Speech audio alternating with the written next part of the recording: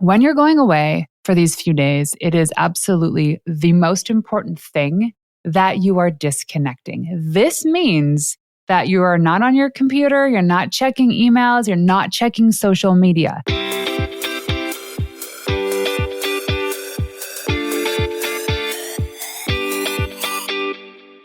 Hey, it's Renee. Welcome to the Into the Wild Show, the podcast for women who want to build incredible mental strength to level up their business and lifestyle. I'm Renee Warren, the founder of We Wild Women, author, speaker, award-winning entrepreneur, and your host. Together, we will make you unapologetic about shining your light, growing your business, and turning you into a wildly confident and successful leader. This is for you, the visionary, the go-getter, the entrepreneur, and for those that need a real kick in the butt to get going and to dream bigger. Each week, I bring in leading experts and entrepreneurs to help you take leaps in the right direction, because I know the best advice comes from someone who has successfully done it before. So, are you ready to level up? Welcome to Into the Wild. Hey, you wild women. Today, we are talking about scheduling quarterly couples retreats and why this is important. So it's that time of year again. It's the end of the year. It's December. Most people are planning their holiday parties or what they're going to do in the new year. But one thing that most people fail to do while they're scheduling Sally and Bobby's soccer schedule and hockey tournaments and all of the travel they're going to do in the new year, or they're doing their marketing planning or financial forecasting. Maybe they're thinking about hiring or firing or launching a new program, writing a book. All these things are great. And it's that time of year where we reflect on the things that we did and did not do in the year, as well as what we look forward to and start planning for the next year. But guess where we fail to put one of the big rocks in the bucket? In our marriage, in our partnerships, with a girlfriend, a boyfriend, a fiancé, somebody we're living with, right? Our husbands, our wives.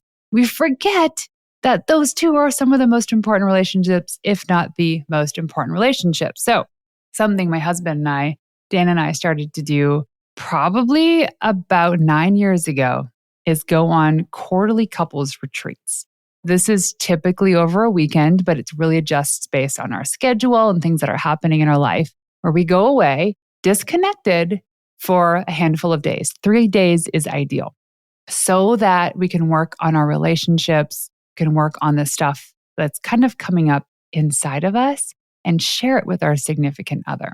I want to talk to you really quickly about not only why we do these things, but how we do these things, kind of where this idea came up and what it's done for our relationship. So, when you say yes to an event or maybe to an event, but you have to ask your husband or you ask your wife, it's the thing that you either are saying it because you want to go, but you feel like you have to ask, quote, permission, or you're punting it, you don't want to go. And you're just saying that, using it as an excuse. But more often than not, it's because you're probably interested and you want to go, but you have to ask your significant other.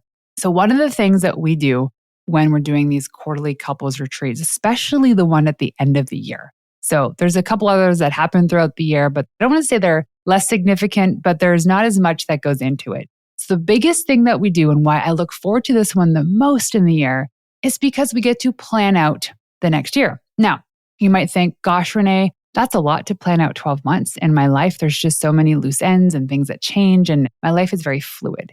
And that's okay, because I get it. Things come up. But there are certain things in our lives, and we use the yeah filter, the big rocks that we have to put in because they are so important to us that everything else kind of has to shift around them. Before I dive into this, there's a couple things that I want to talk about kind of how to set this up. So first things first is, if you want to do a quarterly couples retreat, it is a game changer, and it is just you and your significant other. So probably if you're a listener to the show, it's probably you and your husband, you and your fiance, you and your wife. You want to make sure that you're choosing a destination somewhere you've never been before. And I don't want people to throw out the excuse, I don't have the money, I don't have the time for this. Everybody can find the time if this is something that's important to them. So I always say, people that are really strict on a budget, why don't you have your parents come and stay with your kids if you have kids, then you can go stay in their house. The whole point is you're getting yourself out of your environment. You're extracting yourself out of your environment. And what Dan and I do is we go to an entirely new city. We don't stay in the same city because we need to get away from the enticing thoughts of going home and seeing the kids and the dog, thinking, if we're just 10 minutes down the road, why don't we just stay at home tonight? It's not the point. The point is you're completely finding the ultimate location, right? And it's usually a place that's inspiring. It's quiet and relaxing. It's accessible. We've done places where we've gone to those like domes in the forest that had like hot tubs and like little kitchens. We've gone to really beautiful resorts. We've gone on planes. We've gone to different places. We've rented cottages. I'm just trying to think of all the cool places we've gone. Part of it is that you're together exploring a new area. You want to look at a place that has the foods that you're going to like, maybe a really good gym that you've been wanting to try out, or a beach you've been wanting to walk down, or a mountain you've been wanting to hike. The whole point is you're finding a place that's inspiring, it's comfortable, it's cozy, it's relaxing. It's not really to be more work. Now, if you do want to go camping and that's something you love to do and that's where you're most relaxed, absolutely. But for me, heck no. That is just more stress. On my books, I don't want that. I am not a camper. I'm barely even a glamper. I'm a light sleeper, so my sleeping arrangements have to be very particular. So find a location that is away from home, that is comfortable, someplace that is close enough that it's not going to be all about traveling there and coming back because you're gone for only a couple days. Now you need to know what to bring with you and why this is important. Some things that might surprise you. So first of all, there's studies that show that people that sweat together have a deeper relationship. So I'm not talking about the nasty, but you know what I'm talking about. Is people that actually do workouts together. This is why the community at CrossFit is so strong, is because these people are doing intense workout, they're sweating together, and they do this 3 or 4 times a week. So they end up building these deep relationships. That's why any like group building exercise or team building exercise, the big corporations, they tend to work better if there's some sort of physical movement or activity involved where people are sweating. I don't know the study, but it's just the study. It's just known that is what happens. And so whether or not you're active, and I really hope that you are, and I especially hope that you're active with your significant other, you got to bring your running shoes. You got to look at the forecast, that's where you're going. You got to bring your outdoor gear, your hiking gear, anything that you need for the outdoors, for the elements, because you're going to be going outside and there's no excuse unless there's lightning. If it's freezing rain, if it's cold or it's snowing or it's too hot, figure it out. Maybe you have to go early morning or at night. This is all part of the bonding experience. The other thing that you need to pack are colorful markers, a small poster board, white paper, notebook, and pen. Why? Because you're crafting your vision for the following year, especially if you're doing this at the end of the year. So you want to draw up these big colorful boards, and I'm going to put the link to where you can actually download the guide that I've created for the couples retreat, and it has all the workbooks in it. But you want to get creative and colorful and build your vision and your mission and really set the tone for what the next year is. You want to bring board games if you like that. You want to bring bathing suit and towel, comfy lounge clothes, books, maps, directions, calendars, an adult coloring book. I've tried this before and it's great. Clothes and toiletries, peace of mind. Here's the thing. When you're going away for these few days, it is absolutely the most important thing that you are disconnecting. This means that you are not on your computer, you're not checking emails, you're not checking social media. I remember the first couple times Dan and I decided to do this, we left our phones in the glove box of the car. And we stayed at this resort where you didn't actually have to go to your car for anything. You can walk around everywhere.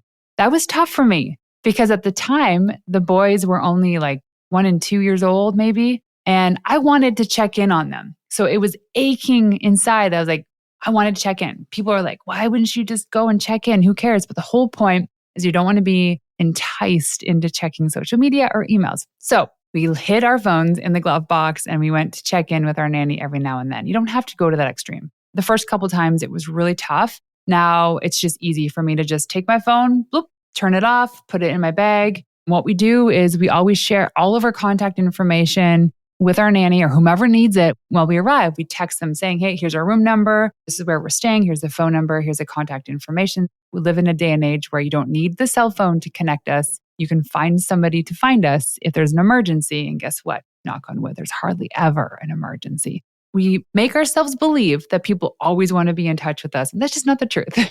So put your phone away, electronics away. I'm telling you, those weekends where we didn't even look at a screen, were so amazing. We'd read the books by the fire, drink hot chocolate, go for walks in the wood, work out, we go explore these cities. And it has been some of the most magical weekends of my life with the love of my life. So beyond the packing list, next up is the perfect schedule. So I want you guys to get a little bit uncomfortable here. There's something about leaving space and fluidity in the day to get bored. Yes, I don't know if that scares you, but if you're a hyper-scheduled entrepreneur, the idea of getting bored might scare you. But let me tell you, it is probably one of the more healthy things you can do. We have a rule in our house when a kid comes up to us and says, Mama, I'm bored, it always means something. They want their iPad or they want to go on the VR. When they say, Mama, I'm bored, I say, I'm sorry you feel that way. It's not my responsibility. That might be cold. And maybe there's some child psychologists that are tuning in. They're like, Renee, you can't say that. But the reality is boredom allows you to be creative. And so the moments that my kids get bored and I say, no, they can't have their electronics, they go and they create. They play knee hockey or they go outside, they build forts, they draw, they do stuff that's creative to fight that boredom. And I urge you to dip into that a little bit when you're on this couples retreat, because the whole point is disconnecting. It's creating that flow and that fluidity. I always felt like the boredom starting to creep in when I was, 30 minutes into reading a book. I can't sit there and read a book for an hour. It's not me. There's rarely been a book where I can just sit there and read it for an hour. I'm like a 10-pager and I'm good, maybe 15. And so when we have these like blocks of reading time or free time, like go to the foyer and sit by the fire and read a book and have a coffee, which is great and it sounds awesome. But sometimes I get bored and that's okay. That's the whole point. And while you're doing this couples retreat, the idea is you're doing these things together. So you're together reading your own books. You're together crafting. You're together working out. Everything, for the most part, is together. So your schedule needs to be really about sleep. It's really about relaxation. It's really about that intimacy, that trust. Remember what it was like when you first started dating and you were all into that person? That stuff comes back when you have these retreats. I'm telling you, when there's no kids there and there's no parents there and there's nobody calling you or pinging you on social, you really connect. And it is so much fun. And you can just sit there for hours and chat. And it just feels like you're dating all over again.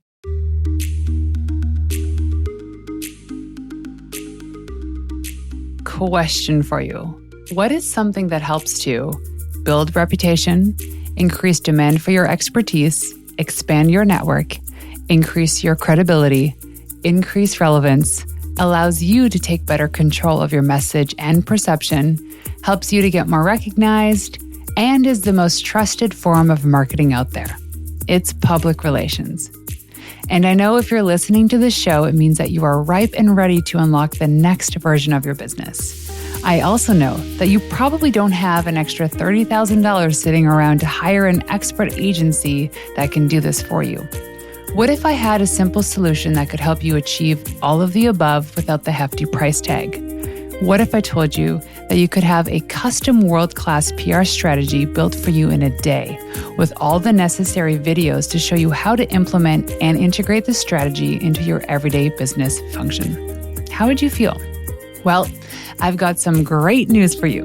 I have created the ultimate VIP day that allows you to play a bigger game with the guidance of a veteran publicist who will create your custom strategy with a vetted media list, creative pitch templates, and all the PR fixings you need to get way more recognition for yourself and your business. And it is a simple solution that you and your team can implement the next day. I promise you, this has been done by dozens already with some incredible results. It is called the VIP Day. It's that simple.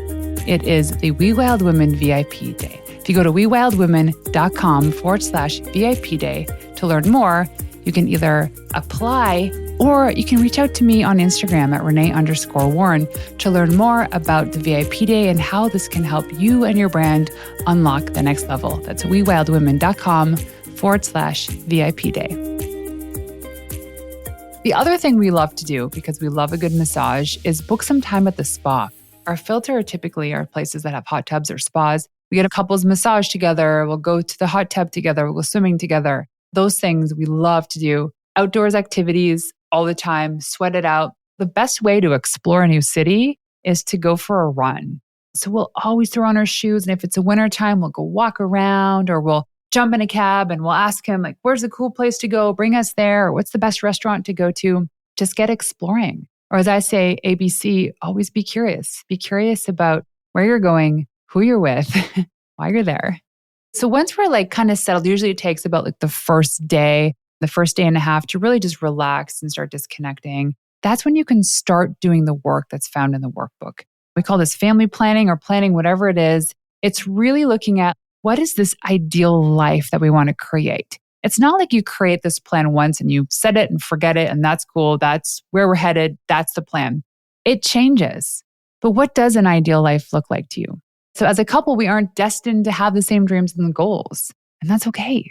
So long as each partner can freely articulate and share what it is that they want, then we can support each other. So when we're doing this exercise, this is the part where we're separate, kind of like brainstorming on the things that we want to do individually, and we come back together and we present those things to each other. So creating core mission and core values, so family mission and core values. So we have one. We rarely update it because we really love it, but we always come back to it. So what are our values? Our values are GCASH, growth, community, adventure, spirituality, and health. We come back to those values. So what are your values as a family? Write them out. Create something.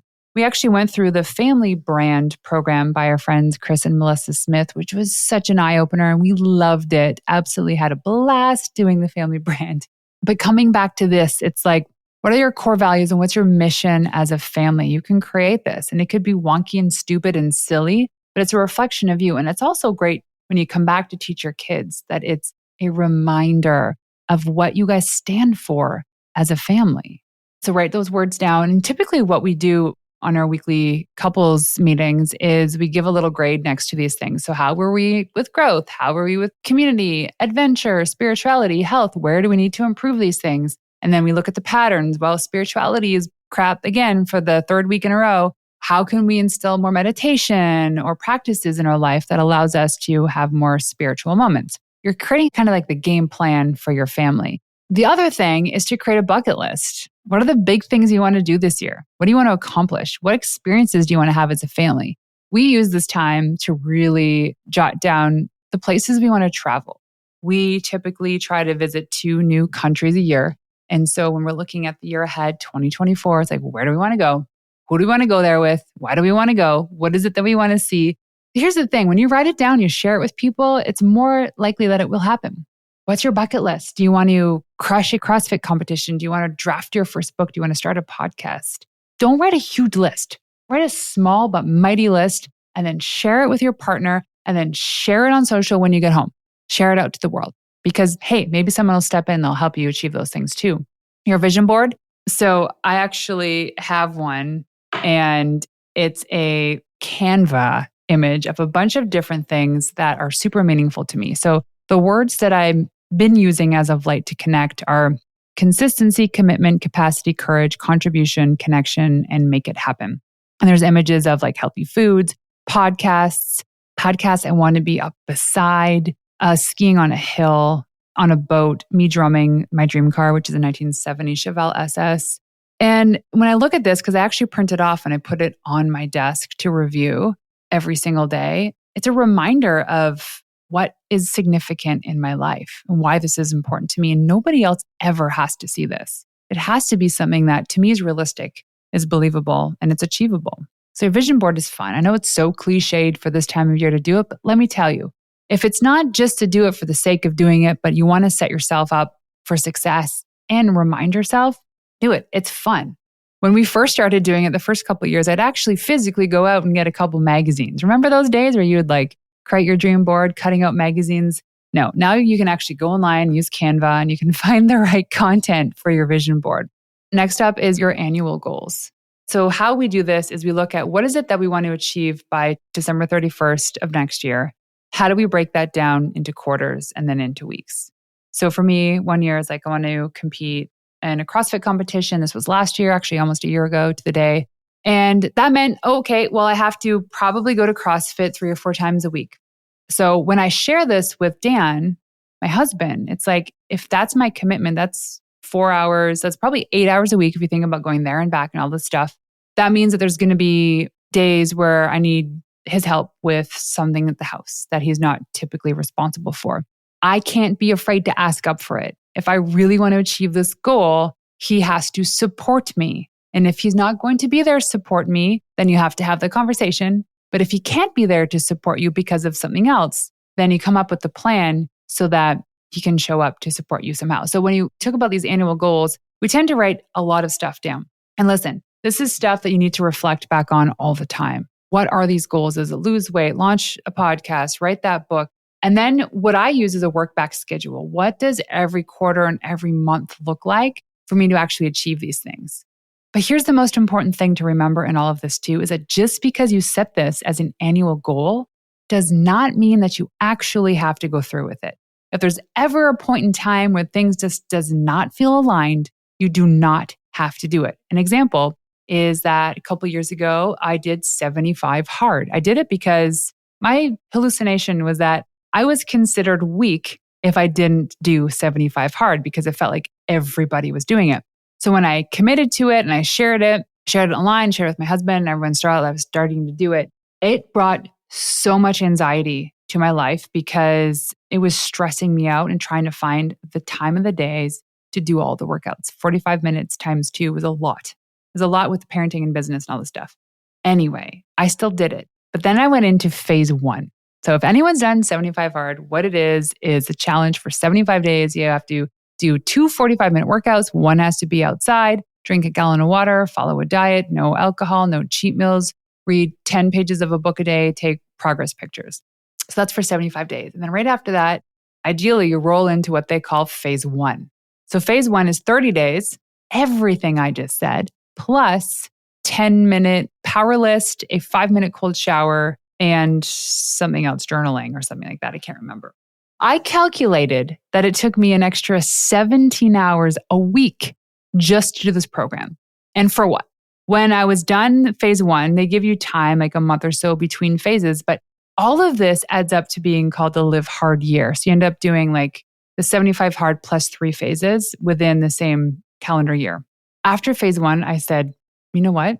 I don't care if people call me a failure. And realistically, nobody actually cared. I was not in alignment with what it was doing for me. It gave me anxiety. And I said, you know what? If I'm a failure because of this, I'm a failure, but this is not for me. It's out of alignment with what I'm capable of doing, what I want to do this time in my life. So I'm done after phase 1. I'm done. And listen, my before and after pictures are pretty amazing. The program works if you stick to it.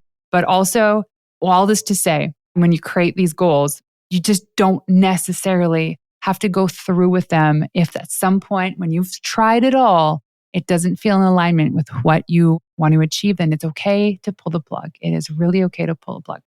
Going back to these quarterly couples retreats, if you hit me up, actually I'm going to put the link in the show notes too, but you can download a guide, which has like a little workbook, and it shows you and explains to you everything you do to get your quarterly couples retreat up and going. Definitely urge you to do this once a quarter, which means every 3 months. You are going away, even if you can only do one night, but you are going away with your significant other, your husband, your wife, your partner, to work on this, to review the plans you did at the end of the year and to make new ones, to course correct.